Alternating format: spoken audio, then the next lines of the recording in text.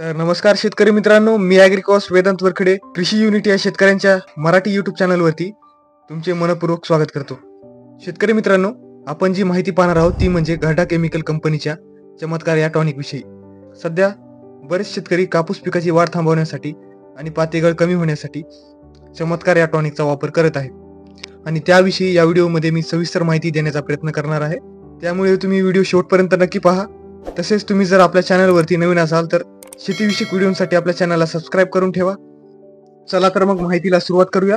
मित्रांनो, सर्वप्रथम या टॉनिक विषयी सांगायचं म्हणजे या चमत्कार टॉनिक मध्ये घटकाचा जर विचार केला तर त्यामध्ये मेपिक्वॅट क्लोराईड 5% आपल्याला पाहायला मिळतो.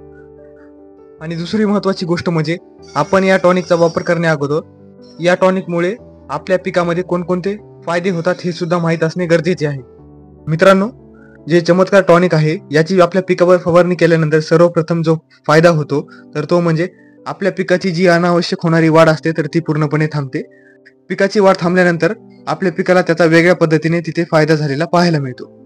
त्याचबरोबर जे दोन फांद्यामधलं अंतर असतं तेही आपल्याला कमी झालेलं पाहायला मिळतं. तसेच दोन पात्यामधले अंतर देखील आपल्याला कमी झालेलं पाहायला मिळते. आणि या टॉनिकचा वापर केल्यामुळे पिकामध्ये फळफांद्या ह्या जास्त लागतात. चमत्कार टॉनिक वापरल्याने फुलगळ, पातेगळ वगैरे कमी होते. एकंदरीत या टॉनिकचा वापर केल्यामुळे आपल्या पिकामध्ये जी अनावश्यक होणारी वाढ असते ती पूर्णपणे थांबते. शेतकरी मित्रांनो, जे चमत्कार टॉनिक आहे तर याची कोणत्याही कीटकनाशकासोबत किंवा बुरशीनाशक सोबत मिश्रण करून त्याची तुम्ही फवारणी घेऊ शकता.